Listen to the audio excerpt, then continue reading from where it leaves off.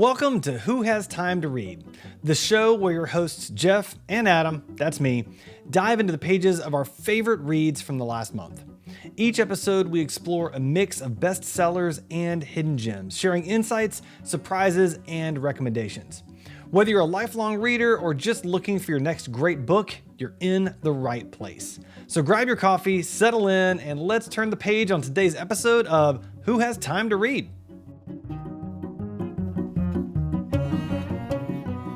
Hi, and welcome to Who Has Time to Read. I'm Adam Walker. And I'm Jeff Hilimire.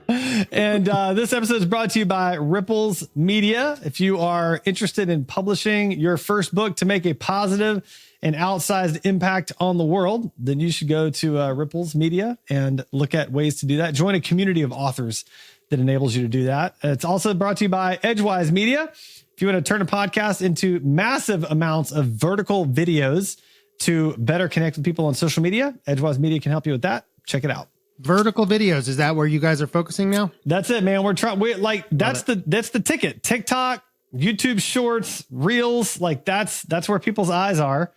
And we go where their eyes are. That's what we do. I love it. So yeah. I love it. All right. So how's your last month of reading been? I mean, you've been around, world hopping. All right. So I think we talked last time that I wanted to get on the train of reading an hour a day. Yep. And so I started tracking did you tell me about Way of Life, the app? No. Oh, no, I don't think so. Okay. No, not all right. So I might need to check that out. Yeah, I'm using an app called Way of Life, and I'm tracking 3 streaks. Okay. I'm tracking a reading streak. Okay. I'm tracking a writing streak, like Nice. each day writing, and then I'm Nice. tracking a knock one off of my to-dos or reminders streak. Oh, nice. Okay. So I'm on 21 days of reading for an hour, which is for me the record so far. Dude, you're on that's great. What are you, like 4,000 or something? Do you really want me to look up the number? Because I can. I don't want to make you feel bad. No, that's the motivation. All right. So let me make sure that's updated. So current streak is 493 days of reading an hour a day, but total completions is 633. So okay. Love it. Yeah. That's great motivation. Yeah. I'm also 19 days of writing each day and 19 days of knocking something off my to-do list. That's been the one, this is a side topic, but that's been the one that's been, I think, the most impactful to me is like, I don't know about you, but I've got my to-do list and the really important things, they happen because they have to happen. Right. But then there's all these things that I know would help me in whatever I'm doing, but they sort of sit there for weeks and weeks and weeks and weeks. Oh, yeah. So every day I have to get one thing off my list. Oh, I love that. And it's been great. So I sit down and I'm like, oh man, yeah, that one's been there for months. All right, let me just make that phone call, do that thing. So that's been pretty good. I might have to do that. That's amazing. So it's like knock one sort of medium priority task off the list because the high priority tasks are going to get done anyway. And the low priority tasks probably should never get done. That's basically it. Yep. Nice. I like that. Yeah. So anyways, because we'll roll into the books completed because I've been reading an hour a day. I've completed more books than normally. Okay. All right. So I'll mention a couple here. Yeah. I finished the short story book that recently came out by Stephen King called You Like It Darker. And he, we've talked about this. He's one of my favorite authors, potentially my favorite author. It's the first short story book I've read by him, and it was awesome. Okay. He does short stories so well. And they're, sometimes they're like 100 pages as a short story for him, but he does them so well. Okay. And as we've said before, or I've told you before, it's not like all horror stuff. No. Sometimes like mystery or whatever. Yeah. Right. Yeah. I'm going to add, I saw that on your email today. So listeners, if you're not subscribed to Jeff's email, go to jeffhilimire.com and make sure you subscribe to his email. But I saw that on your email today and I literally added it to my next, my reading lists today. Oh, cool. So yeah. Well, I hope you like it. All right. You go one. All right. So I finished No Time Like the Future by Michael J. Fox. And like I mentioned last time, it's a book that's full of hope.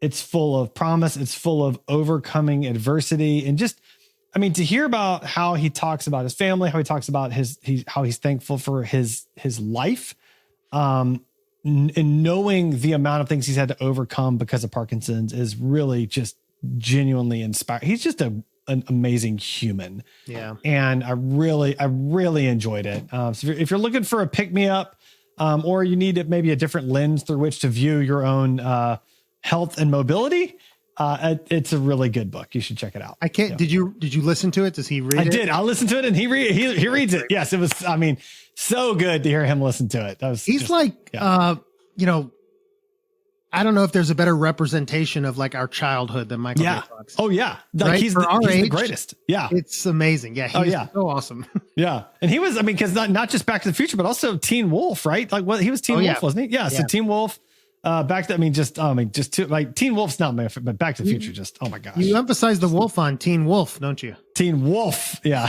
Teen Wolf. I like to say Teen Wolf. Teen Wolf. This podcast is sponsored by Ripples.media. If you're an aspiring author looking to publish your first book, go to Ripples.media to find a community and publisher that can support you. This episode is also brought to you by Edgewise.media. If you want to create a podcast for yourself or for your business, or you need help with content creation, go to Edgewise.media to learn more. Okay. So then I finished. So I really typically dislike fantasy and sci-fi and stuff. We've talked about that as well. Yeah. But there's one author I read, mainly because my brother-in-law and my son are obsessed with him. His name is Brandon Sanderson. His books are 1,000+ pages, so they take me a long time. But I finished book 3 of what's called the Mistborn series, and that book's called The Hero of Ages. And I finished that and by the way, that and You Like It Darker, I give five stars too. I put that on my list too. Yeah. Actually, I put all 3 of these books on my list today. So they're happening for sure. Yeah. That's great. That's great. Well, and so I'll go to, I finished a series as well, Vortex. I'm forgetting the author of Vortex, but it's a part of that Spin book series. And Spin was amazing. The second book was fine. The third book was fine. I mean, it's as trilogies tend to go, right? Right. I think it's worth reading. It's sci-fi. I'd give it a 4, maybe 3.5 to 4, probably. So it was enjoyable if you're looking for good fiction, but it's not going to knock your socks off either. Right. Okay. And my third and final book finished last month was Bishops on the Border. I think I mentioned this. Yeah. Basically, I got to go on a mission trip as a chaperone for my kids' youth group, and we went down to the border. So I read one book called Bishops on the Border, and basically it just helps you understand what's happening on the border and immigration and stuff. So it's really, I gave it 4 out of 5 stars, mainly because you really have to be into the topic, I think, to appreciate it. But really good, really eye-opening to learn more about why the problems exist there and some solutions that are being worked on. Okay. So I'll wrap up with ones I finished with. If you're in any kind of marketing of any kind at all, you absolutely have to read Day Trading Intention by Gary Vee. It's unbelievable. And to the point that it made me decide to double down on my own content creation in the form of vertical video. And for the last several weeks, actually not yesterday or today, I've totally flaked on those. I've been releasing 3 to 5 videos every single day across my channels. And actually it's had an impact. Like I had a conversation today with someone that might become my largest client only because he happened to get on LinkedIn and he happened to see my video talking about podcasting. And it's only there because I was releasing 3 a day. That's the only reason. And so Gary Vee's, he's very bullish on like content. It's a panacea of opportunity. And I think it is. It really is. So that's great. Did you listen to that one as well? Listen to the book? Oh, no, I did not. No, I read that one. I highlighted the crap out of that one. Okay. That's what I did. He's a great audiobook guy, of course, because he's such a good speaker. Cool. No, I read that one. I read Vortex. It's all right. great. Why don't you start us off on books you're reading right now? All right. So I'm reading right now. I'm reading an interesting book called Super Forecasting. So it's about the methodology or the discipline of kind of figuring out what's going to happen 6 months to 12 months in the future. And so the people that do it, how they go about their decision making, the values that they hold. And essentially, there's a group of people they refer to as super forecasters that are actually better at figuring out what's going to happen related to world events than like the CIA specialist with with high top secret clearance. And it basically explores why that is. Now, I will say this about the book. It's too detailed. It's one of those books that really could be told in 25% of the pages. So I've started, as I've gotten more through it, doing a lot of skimming. I'm starting to get to the back of the book now where I think there's going to be more stuff that's actually applicable to me. So I'm looking forward to that, but this might be a Cliff's Notes kind of book, honestly. So, gotcha. Yep. Yeah. I think that's always valuable to know. Some books have great information, but you get it in 20% of the book. Yep. Okay. Yep. So one that I'm reading, the second book I'm reading about sort of immigration and the border is called Solido. And it's a personal story of a guy named Javier Zamora as I think he's 13-year-old boy trying to make it through that process. So I'm like 20% into the book, and he's just about to go with a group of people to try to make it through what I imagine is going to be pretty horrific situations. Wow. So, yeah. Is it difficult to read that? Like, I mean, just putting yourself in, like, is it hard? It is. It's incredibly hard because it feels very hopeless. Yeah. And these are like the majority, and we got to talk to Border Control when we were on our trip. So they told us the same thing. It's like 90% of the people trying to come into the United States are leaving situations where their family's in danger. There's been terrible things that have happened to them, like, gangs and all sorts of things. And so they have decided to attempt to make it through just terrible geographical issues, constraints, gangs, all these things just to get to America, to then almost definitely not find their place in America, but because it's better than the situation they're leaving. And it just really pulls at your heart of like, these people are one of the people that we talked to when we were on that trip, talked about how, there was a mom with them on the trip of like, I don't know, 10 or 15 that were going literally through the jungle, and an alligator got her and pulled her down into the swamp, gone. Wow. And so the little girl that was her mom then just joined with one of the other moms for the rest of the trip. Like that happened on the trip. Like it's tough to hear. It's tough to think about, but we've talked about this. To me, like empathy is the thing that, is going to help us in this world the most. And I feel like I need to learn those stories. So yeah, that's good. That's good. Yep.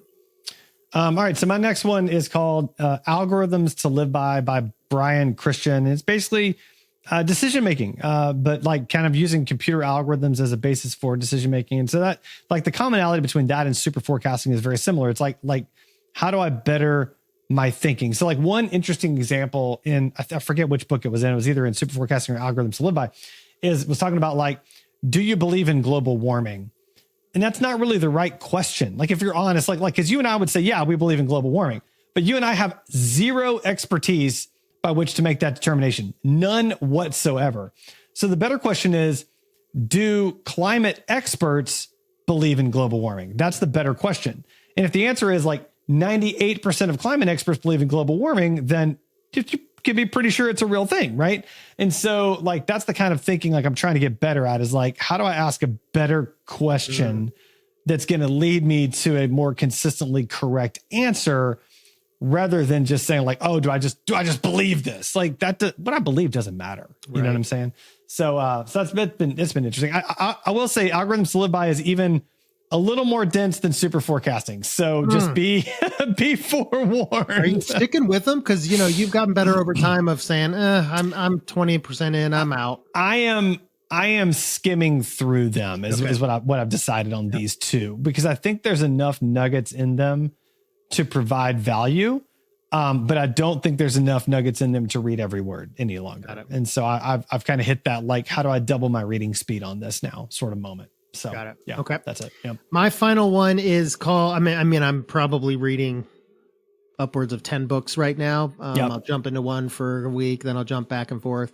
But the other one I want to mention is I like to, when I'm running, I like to listen to books by very motivating people, usually athletes, usually like I like to read about, somebody who ran a marathon every day for 30 days, and then you're like, well, I'm running my 3 miles and huffing and puffing. I'm like, geez, that's nothing, right?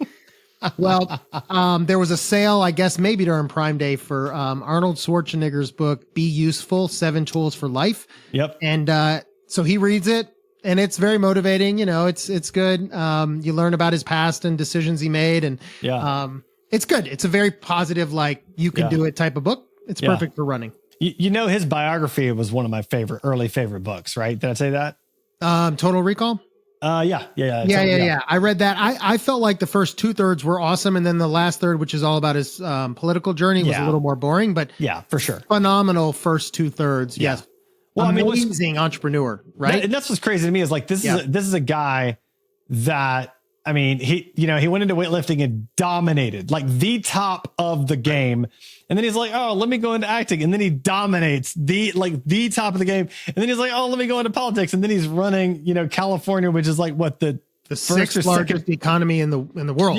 Yeah. I mean, it's just wild. So, so hearing his story is amazing. And even just the way he thinks is amazing. There's an incredibly humble. Like he didn't start with anything. It's not like he was gifted with some muscle. I mean, he had to work hard for everything. Yeah. He's pretty impressive. Well, and his mindset, like that's what really got me about his book is his mindset. Like there's one story in the Total Recall book where he's talking about doing like toe lifts.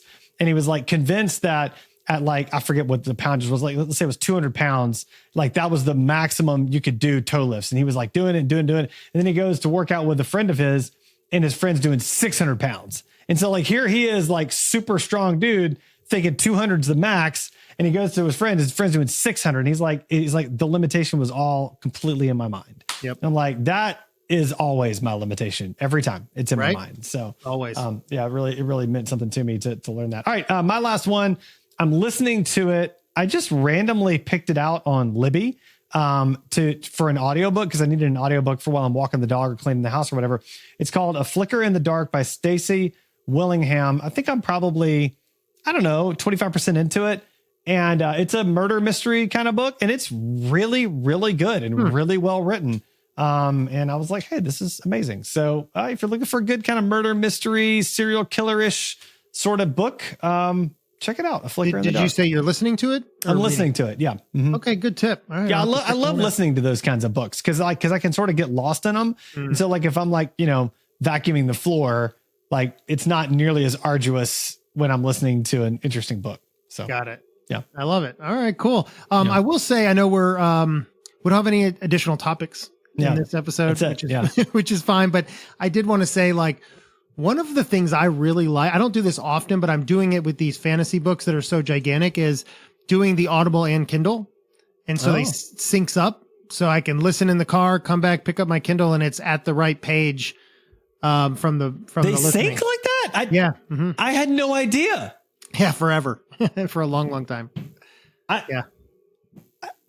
You're stunned. I'm completely befuddled. I've had Audible forever. I've had a Kindle forever. Yeah. It never, ever occurred to me to get a book on both of them and just alternate between the two. And holy crap, man. That's a game changer. All right, good. Good. I'm glad. Well, the reason it works so well for me on these fantasy books is because they have all these weird names. Yeah. And I'm always saying them wrong. And then when I hear them on the audio, I'm like, oh, that's how you say that name. So you want to hear a great story about that? Yeah. So I have a friend and he asked me to perform his wedding many, many years ago. And as one does when you're preparing for something like that, you read the script, I'm this and this, and I'm reading it silently. What I did not do is read out loud any of the names. And so when I start in, I get to the bride's name and I realize I have no freaking idea how to pronounce her last name. And so during her wedding ceremony, I completely botched her last name. No. And just annihilated it. I was so embarrassed. And then, but the greatest part was I get to the wedding reception. Everybody's like, oh, that was such a nice, you say ceremony, whatever. So I think like the aunt walks up and she goes, that's okay, honey. That was her ex-husband's last name. That's excellent. I was like, I'm the biggest idiot in the entire universe. No, that's what I am. Tough. The biggest idiot in the whole world. So, you don't have, you don't have any kids that are big readers, or do you? No, I do. Yeah. I've got, You do? Okay. I've got a couple. Yeah.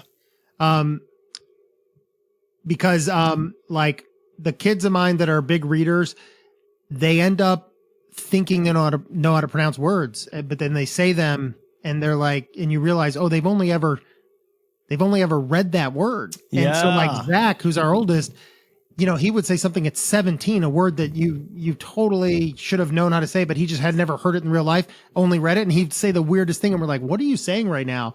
And it turned out it was some word that he still says, assault. He says assault, like with an O, like assault, like, yeah. He can't, I think he said it. that. Yeah. And it's like, dude, why do you, and he's like, I can't not say it that way, 'cause that's how I said it in all the books I read. But yeah. Yeah. I mean, that's what we do. You verbalize it in your brain. Even if it's wrong, you just sort of make it up. And then like from there, you're stuck. Yep. I do it all the time. Yeah. So, all right. Hey man, it was good to see you again. Yeah. Enjoyed it. Until next time. All right. That's all for today's episode of Who Has Time to Read. Thanks for joining us on this literary journey. If you enjoyed our bookish banter and discovered some new reads, please take a moment to rate us on your favorite podcast platform and share this episode with your friends and fellow book lovers on social media. Your support helps us reach more listeners and keep the conversations going. So until next time, keep turning those pages, and we'll be back soon with more books to share on Who Has Time to Read.